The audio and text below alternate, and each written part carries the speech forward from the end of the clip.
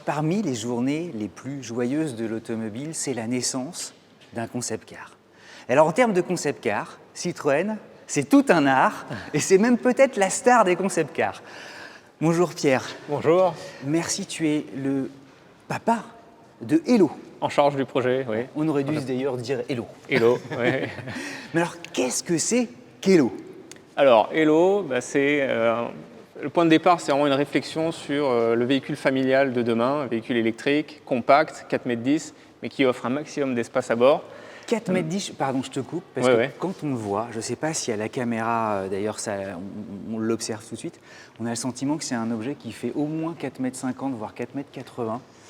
On ne voit pas du tout une C3.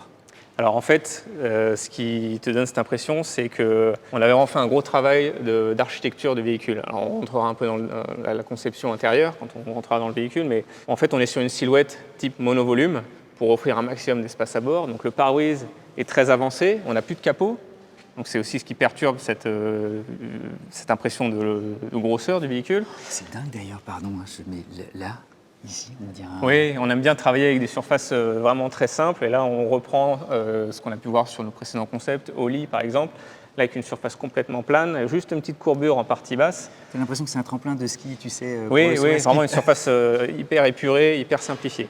Puis on a également un empattement très long avec les roues repoussées aux quatre coins, donc des roues d'une certaine dimension pour donner un peu de stature et de stabilité au véhicule. Et donc un empattement très long, une très grande cabine. On a également un vitrage très important, chose qui est assez rare dans les véhicules d'aujourd'hui. On a vraiment descendu la ceinture de caisse au maximum pour donner un maximum de luminosité dans la voiture. C'est important, ça fait partie du voyage. Ce sont des valeurs que Citroën peut porter. Quelle hauteur? C'est un véhicule d'1,72 m, donc un petit peu plus haut qu'une C3, mais c'est au profit de l'habitabilité à bord. On est dans un monde où il y a que des SUV. Tu as dessiné un monospace. Tu t'es dit, j'en ai marre des SUV. La mairie de Paris va t'applaudir. En fait, on est un peu sur un hybride. C'est vrai que le SUV a une certaine attractivité de par ses proportions, ses roues, sa musculature, ses épaules. Donc c'est quelque chose qu'on a essayé de transcrire également dans cette silhouette. Mais effectivement, on redéfinit la silhouette d'un véhicule qui est multi-usage. Finalement, un SUV, c'est ça, c'est Sport Utility Vehicle. Là, on est sur une autre définition avec plus d'habitabilité, plus de fonctionnalité. Vous avez dû vous marrer parce qu'il y a plein de petits accidents, comme sur toutes les Citroën, qui sont parfois, tu sais, qui demandent du temps pour appréhender leur forme. Là, ici, il y a des dissymétries. Il n'y a que vous qui soit capable de se permettre ce genre de choses, en fait. Oui, on joue toujours avec ça. En fait, pour nous, une Citroën, il faut que sa silhouette dessine son architecture. Et donc, on a un conducteur, un rang 1 à l'avant, un rang 2. Une fois passé le rang 2, hop, on descend un petit peu. C'est ce qui donne cette singularité à la voiture. Des jantes importantes, 21 pouces. Alors on est sur des jantes 21 pouces, mais le diamètre global de la roue reste inférieur à ce qu'on a sur un C5R Cross par exemple. Donc là, pour exagérer un petit peu sur un show-car, on a des jantes un peu plus grandes, mais le diamètre global reste dans ce qui se fait en production. Avec Goodyear, vous avez malgré tout travaillé. Il y a des témoins d'usure, c'est ça qui sont... Alors Goodyear nous a accompagnés sur nos 3 précédents concepts. On a travaillé avec eux sur un pneu intelligent donc, qui mesure en permanence la pression, le poids du véhicule et qui informe l'utilisateur sur les ajustements à faire sur la pression du pneu grâce à une application. On a également un dessin très travaillé, alors je ne sais pas si on le voit à la vidéo. On a 2 bandes de roulement sur le pneu, une plus adaptée à l'usage quotidien sur la route pour limiter le bruit et optimiser l'autonomie, et une partie intérieure qui offre plus de grip quand on veut s'aventurer sur des chemins en terre par exemple. Mais ça fait vachement futuriste, comme cette silhouette, mais tu as quelque chose de presque science-fictionnel. Oui, j'ai l'impression que c'est échappé d'une BD ou c'est un nouveau vaisseau de Star Wars, quoi. C'est très graphique, avec des formes un peu inhabituelles, notamment le traitement des détails, très non automobile. C'est quelque chose qu'on a bien cultivé chez Citroën pour créer notre propre personnalité. La signature visuelle aussi. Alors la signature lumineuse, oui.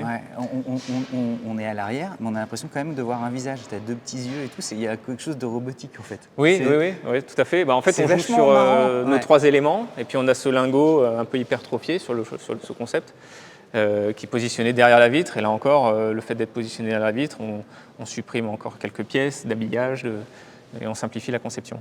Polypropylène pour les pare-chocs? Exactement. C'est un peu comme du popcorn. Ce sont des billes qui sont assemblées sous pression. Ça présente l'avantage de résister aux petits accros de la vie quotidienne.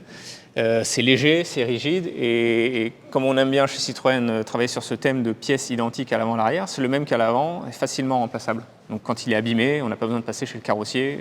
L'idée, c'est de pouvoir le changer soi-même. Ouais, c'est tout bête. Tout simplement. Ouais, c'est malin en fait. Hein. Oui. T'aimerais avoir ça sur les voitures d'entrée de gamme. Alors les arches, t'as creusé un petit peu, tu te dis. Oui, en fait, comme on est sur une silhouette plutôt typée monovolume, on a un habitacle qui prend beaucoup de place et peu de sculpté, donc on a utilisé chaque centimètre carré pour amener un peu de forme. Et donc graphiquement, on vient souligner les passages de roues avec ces creusés dans les passages. C'est chouette que ça fait partie de ces voitures, plus on les regarde, plus on découvre de choses, plus elles t'embarquent. Et vous avez dû vous marrer à les chercher, mais c'est la peinture. La peinture est incroyable, ouais. Mais il y a combien de couches? Alors c'est une base fluo, rouge, sur laquelle on vient appliquer des paillettes. Et en fait, ça donne ces reflets qui passent de orange au jaune, légèrement rosé. Ça donne beaucoup de vie à la carrosserie. Tu as l'impression de plonger dans les années 80. Il y a une telle créativité, de la liberté. C'est Stranger Things, tu sais. C'est les Goonies. Tu te dis, mais c'est génial. Franchement. Et en fait, c'est vraiment tout au long du projet, quand on avait une idée, on rebondissait sur une autre. Et c'est pour ça qu'on a un objet à la fin qui est vraiment très riche en contenu. Évidemment, tout le monde doit te poser la question, est-ce que ça aura un destin ou pas en série? Alors nous, on traite Est-ce que vous êtes maître de ce destin ou pas? Si tout à coup... Non, pas complètement, mais si le concept plaît et les idées sont pertinentes, ça aide à passer en série ensuite. Nous, on aime bien traiter les concept cars comme des laboratoires d'idées. Ce ne sont pas juste des belles maquettes pour rester dans un salon. Celui-ci est conduisible, comme notre précédent concept, Oli. Donc on peut interagir avec le véhicule. On a amené des solutions simples, pratiques. Et l'idée, c'est d'infuser ensuite dans les projets futurs, alors que ce soit en termes d'éléments stylistiques, en termes d'approche, également offrir un maximum d'espace, des grandes surfaces vitrées, des traitements design de l'objet également seront retrouvés sur des véhicules futurs. Le choix des matériaux, c'est vraiment, on dissémine ensuite sur les projets suivants. Il a un côté à la fois minibus et en même temps très voiture. Je vois que le volant est au centre. Et oui, c'est la spécificité de l'architecture. C'est McLaren F1, quoi. Exactement. Non, mais vous avez vraiment mais moins élitiste. Vous amusez, quoi.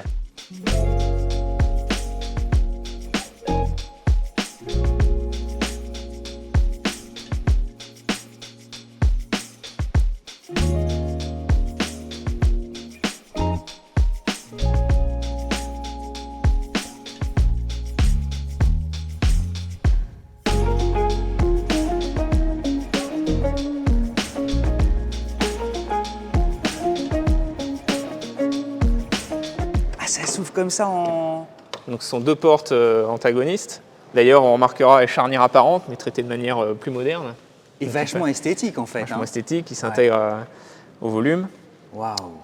Et donc, oui, tout l'intérêt de cette architecture, c'était pour offrir un maximum d'espace à bord, profiter de la conception moteur électrique positionné à l'arrière et d'avancer le siège conducteur au maximum entre les roues. Mais c'est un studio, c'est un petit appart, en fait. Je pense qu'on a la plus grande habitabilité de tout le marché. T'as le record, oui, il faut appeler le Guinness Book pour dire sur 4,10 m, on vous fait le plus grand appart du monde.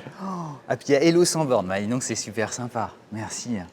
Mais qu'est-ce que c'est chouette. Donc on a le conducteur au centre, on retrouve un tableau de bord complètement épuré, parce que finalement il n'y a plus qu'une seule colonne de direction, avec au bout le monobranche. Signature. DS255 alors. Même 2 chevaux avaient ça ou pas? 2 chevaux, GS j'imagine, enfin CX peut-être même. Wow. C'est vraiment un signe fort de symbole. Je t'assure, c'est un mélange de van life et en même temps tu as l'impression d'être dans un nouveau vaisseau spatial de Star Wars. Puis il y a une ambiance chaleureuse, cosy, assez lumineuse à l'intérieur qui est vraiment très chouette. Évidemment 100% électrique. 100% électrique. Donc moteur positionné à l'arrière, les batteries sont dans le plancher. Donc en plus, formidable à conduire, on imagine. Tu vois, oui. C'est un kart en fait. Puis alors la position conduite fait qu'on a une vue à 180 degrés. Ouais. Puis tu remarqueras la projection des informations donc en bas de pare-brise. Donc c'est une simple réflexion en fait des écrans sur une surface vitrée. Il y a pas de. Ah ouais. Non, c'est pas un écran transparent, c'est pas non plus une techno très complexe. C'est vraiment une réflexion. Nous, on a travaillé sur l'angle de la vitre, pour que ça puisse être vu depuis le conducteur. et l'information se reflète sur cette bande réfléchissante. Est-ce que tu as le sentiment que c'est un écran totalement intégré? Et c'est assez magique parce que l'information flotte au-dessus de la route. Et avec une forme de relief et tout, c'est dingue. On peut s'asseoir? Tu nous bien reçois sûr, chez toi? On peut... Oui. J'adore ça, c'est vachement chouette. Oui, en fait c'est repris également de notre précédent concept, Oli. Ah oui, c'est vrai. On a vu, écoute, on a eu la chance, nous, de rouler avec Oli en plein Paris. Oui, au tout début de la chaîne, et j'avais adoré. C'était formidable. Elle est roulante, celle-ci? Et celle-ci est roulante également. Faudrait qu'on le fasse ensemble. C'est un vrai salon roulant. Et on pourrait rouler comme on avait fait avec Oli, ce serait trop bien. Oui, tout est fonctionnel. Mais attends, il y a une hauteur sous plafond. On a hauteur sous plafond, on a la longueur pour les jambes. C'est plus grand que dans une limousine. Ah oui. Alors je ne saurais pas te donner exactement la distance au genou, mais on est sur un véhicule vraiment très habitable. 6 places. 6 places. Donc on a 2 sièges supplémentaires qui viennent... Qui s'extirpent, c'est ça. Ouais. Magie, tu sais, de la télévision et du montage, je pense que ça apparaît sur les écrans. Et moi, je m'attendais, tu vois, à quelque chose. Les concepts, tu te dis, c'est toujours un peu fait, parfois un peu rapidement, t'oses pas... Mais c'est vachement confortable. Oui, on tient quand même à ce que, même si c'est un concept, si c'est un véhicule unique, fait dans un laps de temps assez court, à ce que ça respecte les codes Citroën, donc de confort. Tu sens que la mousse est dense et tout ça, c'est abouti, ça fait presque... Tu sais, oui, on a travaillé ça avec la sellerie chez nous, avec designer intérieur, on s'est assuré d'un minimum d'ergonomie. Ouais. Et alors, il y a même un écran? Oui. On peut... Alors, si je le sors, on ne me verra plus. Donc on a un simple écran qui descend. Ici, et il y a un rétroprojecteur. Et il y a un petit rétroprojecteur en accessoire qui vient se fixer dans les parois de coffre. Et là encore, c'est dans les travaux avec Decathlon, on a repris en fait les systèmes de fixation des dérives, des paddles, des kayaks, Decathlon, ET8, qui sont fixés sur les parois du coffre pour venir fixer des accessoires. Ouais, donc on va le redire, hein, il y a une forme de co-création puisque Goodyear pour les pneumatiques et les jantes, et Decathlon vous a apporté justement son savoir-faire en termes de design d'accessoires et parfois de matériaux aussi. Et notamment de réflexion autour de l'objet, de l'usage. On a fait pas mal de séances de travail en réfléchissant à des scénarios, sans forcément penser tout de suite à la forme, mais plutôt à comment interagir avec l'objet. Pierre, comment est venue la toute première idée? Il y a quoi maintenant? 1 an et demi, 2 ans, c'est ça? Oui, 1 an et demi, une bonne année et demie, 18 mois. Vous vous êtes mis autour d'une table et dit il faudrait marquer les esprits en 2025-2026. Qu'est-ce qu'on fait? Oui, en fait, on a renouvelé complètement la gamme Citroën récemment, et donc il faut penser à la suite. On a imaginé finalement ce que serait le cœur de gamme Citroën, véhicule segment B, qui redéfinit les codes de la familiale. Et donc c'est là qu'est née l'idée d'un véhicule atypique qui offre de la place. Dans les réflexions, on est très vite arrivé à une disposition de 6 sièges, puisque finalement, pourquoi en avoir que 2 à l'avant et 3 à l'arrière? On peut en avoir 3 et 3. On s'est rapproché de Decathlon, parce que Decathlon est une marque qui partage également des valeurs similaires à celles de Citroën. Oui, il y a une vraie cohérence d'image. Voilà, de démocratisation de la mobilité pour Citroën, de démocratisation du monde du sport pour Decathlon, de marque française, et une approche design qui est intéressante. Et donc ça a été vraiment un travail d'équipe entre les deux marques. On peut jouer aux boules, c'est ça? Il y a des boules de pétanque. Il y a des rangements cachés un peu partout dans le véhicule. Qui sont planqués. La petite French Touch. Ça peut se transformer au lit. Ça se transforme en lit, donc il y a la possibilité d'avoir 2 matelas pour une personne. Intégré, voilà, et à l'image, on le voit. Ouais. Mais en fait, c'est assez incroyable d'avoir ça. On a également des assises de sièges qui deviennent des sièges pique-nique. C'est le couteau suisse de l'automobile, en fait. C'est le couteau suisse. En fait, c'est vraiment des solutions simples, mais qui s'adaptent à la vie de chacun. Alors, on n'a pas d'imaginer de scénario prédéfini, mais chacun utilise le véhicule comme il a envie. Vous avez dû énormément travailler dessus. Il ne me vient pas à l'esprit un modèle, voire un concept car, qui aille aussi loin que vous dans cette espèce de ce que les Anglais appellent multipurpose, tu sais. Oui, peut-être. J'ai pas ça à l'esprit. En fait, je pense qu'il fait la spécificité de Hilo, c'est que c'est pas un véhicule tout-terrain, d'aventure. Parce que souvent, on associe ce côté multifonction à des véhicules vraiment extrêmes, ou alors beaucoup plus gros. Oui, ou des 4x4, oui, qui sont capables. Exactement. Ouais. Là, on est sur un véhicule de tous les jours. Mais comme le tous les jours de tout le monde est différent, il faut pouvoir s'adapter. Donc c'était vraiment la base de la réflexion. On n'est pas sur un van ou sur un camping-car ou sur un SUV, on est sur un engin qui s'adapte à la vie de chacun. Moi, j'en reviens pas du volume habitable surtout. Tu as quand même un coffre derrière? On a un coffre également avec 2 petites portes battantes, un coffre suffisamment volumique pour y mettre des bagages. Après, les sièges se rabattent, donc on peut mettre un vélo, on peut mettre un planche de surf. J'imagine que tu me vois venir, mais j'essaie d'extrapoler sur la voiture de série. Je me dis comment... Parce que c'est tellement dingue d'avoir un truc aussi grand, quoi.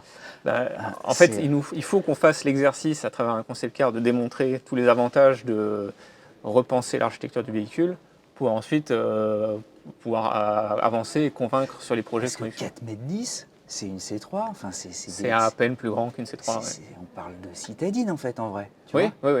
Donc tu te gares facilement. On se gare facilement.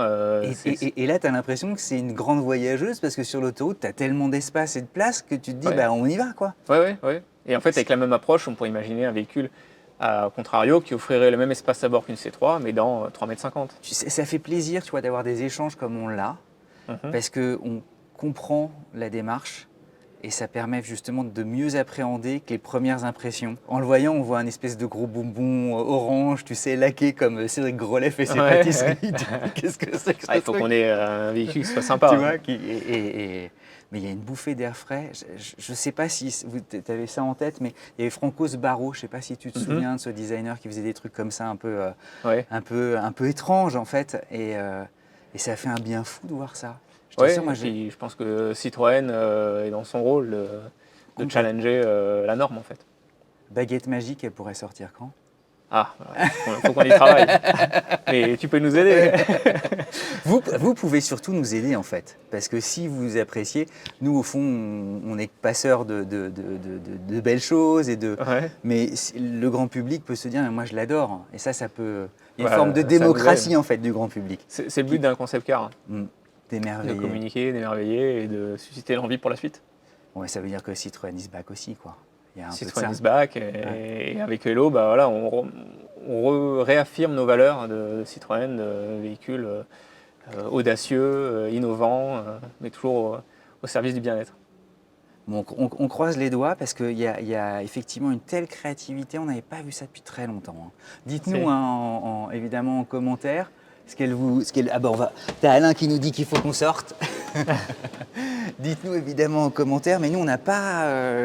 Vincent est là, il est là. On a essayé d'optimiser tout ça, mais ouais, on a été bluffés et c'est un vrai voyage, même à l'arrêt. Merci beaucoup, Pierre. Peut-être une prochaine fois pour le conduire dans Paris alors. Carrément. Carrément, rendez-vous près Place Vauban. Et puis je te dis, moi j'ai eu le sentiment à la fois d'être plongé dans les plus belles années 80, où il y avait une forme de créativité folle, et en même temps complètement dans le futur, et d'un futur que tu as envie de t'approprier. C'est super. Bravo. Bon, allez, on va se prendre une orangeade. Merci. Merci beaucoup.